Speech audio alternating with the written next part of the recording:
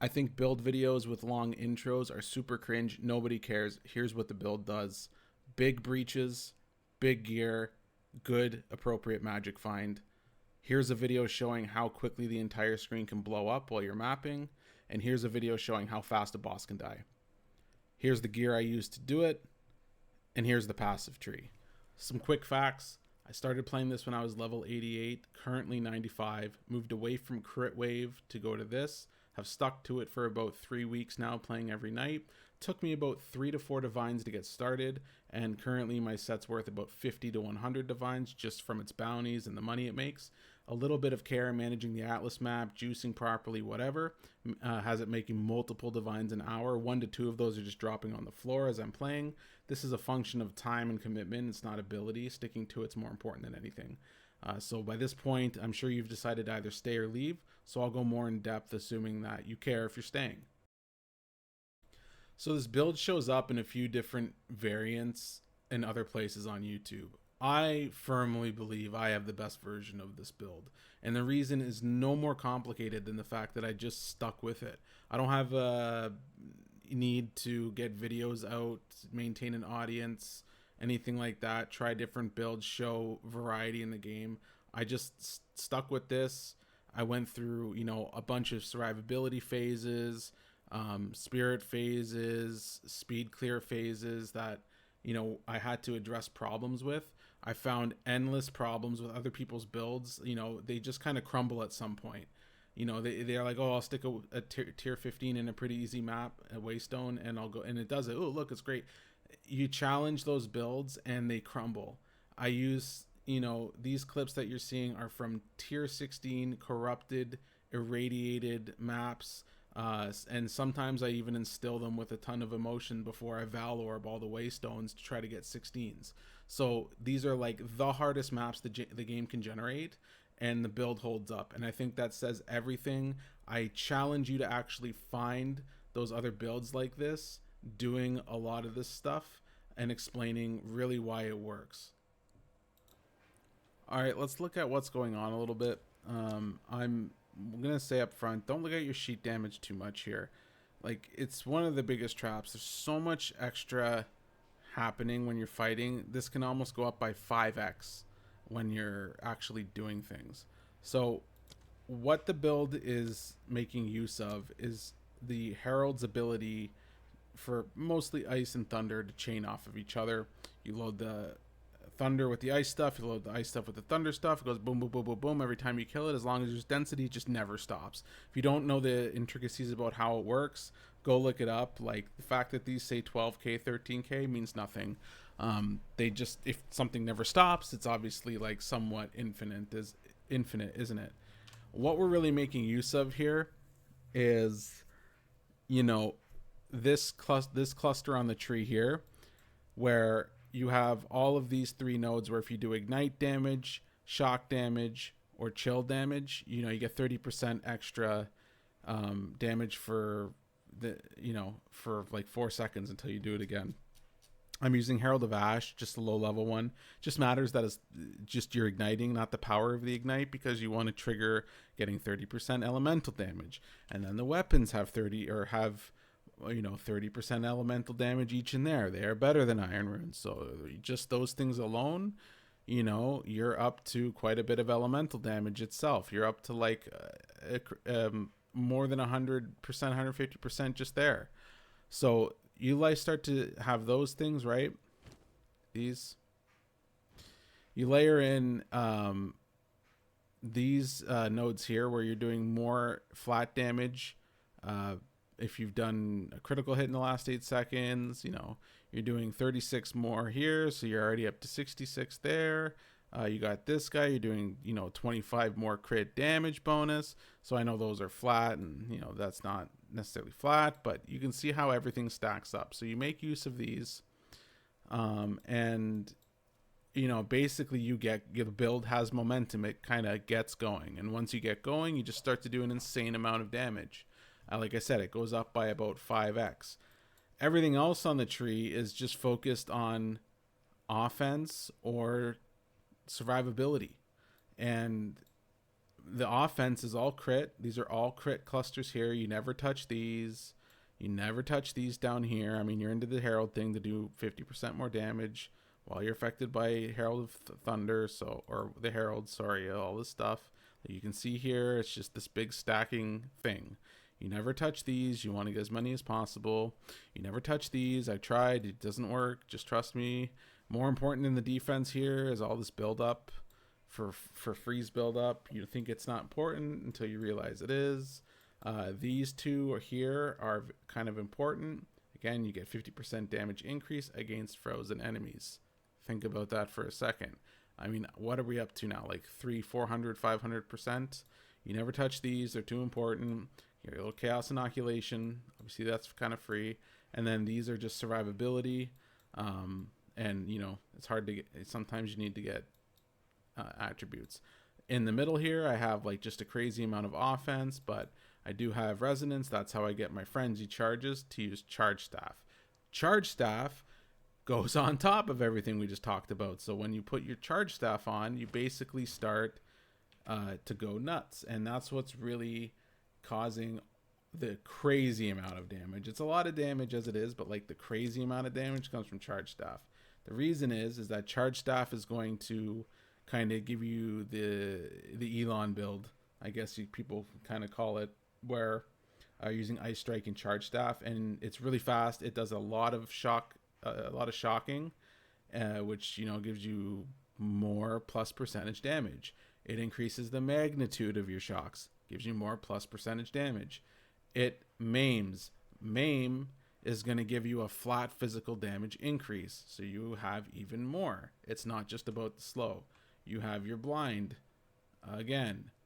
Like, it's just stack. So when it looks like things are doing a ton of damage, it's not any individual thing. And I think that's like the most confusing thing about the game with builds like this. I'm going to say don't worry about when you see comets.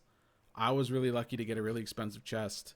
Gave me a ton of spirit. I was able to go up this tree because of it, get my evasion back, and I was able to get cast on freeze and load it with double comet and have more freeze build up.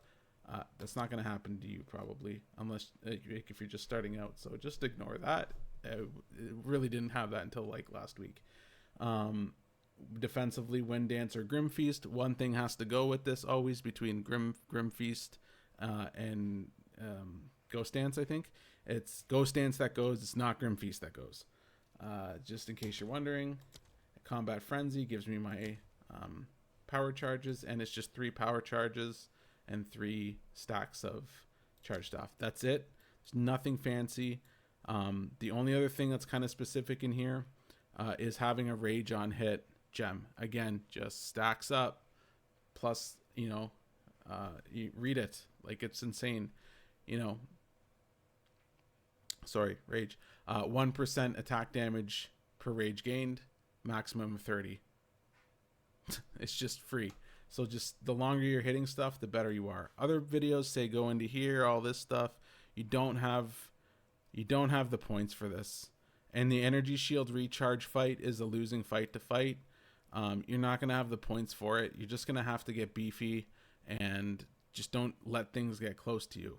And hopefully you never really have to recharge your energy shield. Just get this guy here so that your life flasks work with your energy shield. And pretty much don't let bosses hit you, and you'll be fine. Pretty much a lot of builds now you can't let bosses hit you. So that's nothing special. I'll hop in here and I'll show you some play really quickly how it goes. It is tough to get started. You got to make sure you don't die. You got to get your power charges and your staff on. So kind of walk up and you'll see here it's only Ice Strike I'm using. Charge staff goes on, and Unbound Avatar and Bell when we need them. Honestly, I just use them when things are going to get like lots of density or there's hard mobs or whatever, or I'm on a boss. Otherwise, you really don't need them. You can use them. I turn on Unbound Avatar all the time just to whatever. But you can see here it's kind of weird to get started. It's kind of slow. You know, you just kind of get 3 stacks. Now it's on, and now my charge staff's on. Things are just going to start exploding all over. Oh, There's a divine. Can't make it up.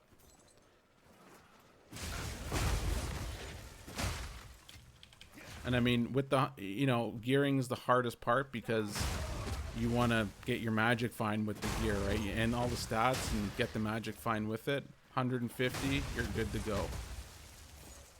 You don't need any higher. There's lots of videos that show that it's not required. This shrine, if you ever get it, that converts drops to gold. You just right click that off. That's the stupidest shrine in the game, and they should consider deleting it. I have enough gold to sit there respecking for 10 nights and never run out. But this is basically the build. I mean, you just keep putting charged staff on. You see, I have the bell. Unbound avatars up. Sure, it's great. I'll turn them on. It's like you don't even notice that unbound avatar is on when you're mapping because, I mean, as long as you kill the first thing, the heralds are going to do what they're going to do. Even the shrine that I have on is like one of the best shrines in the game, the chaos damage shrine, and it's like it's no different than not having it on. I mean, I'll turn it off. Look, it's the same. There's so much damage innately built into the herald thing. If I drop the bell, you don't even know I drop it. I mean, on a boss, yeah, for sure, you're gonna notice if you're not using the bell and unbound avatar. But for the most part, I just leave it on, and unbound avatar is just ready for bosses, and that's it. And that's really all you do, and you just keep going through. You keep scooting to the next mob, scoot to the next mob. Inevitable critical just keeps ticking between. It's like don't go pack to pack to pack unless you can just hold down left click and go. You can go. You tap a pack. Wait. Inevitable critical. You have 50% crit, so it just needs to go once or twice. 2 ticks of it, and you're at 100. Right? You can run the thing. You can run the gem that gives you 100% extra, so it's always 100 if you want. That's fine too. I put that in another skill. It's whatever. As long as you're tapping the first pack and it's just one thing is dying, the heralds go off and that's it. There's nothing the game can do about it to avoid you clearing the screen.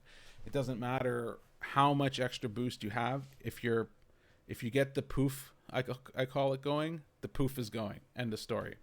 So I'm gonna leave it there. There's not a lot to it, other than that. You know, I'm gonna leave the video and let it, you know, end off with some footage and of maybe doing one of the hardest breaches, like a distilled breach. It's not always like the easiest, but it gets done and you don't die. So, you know.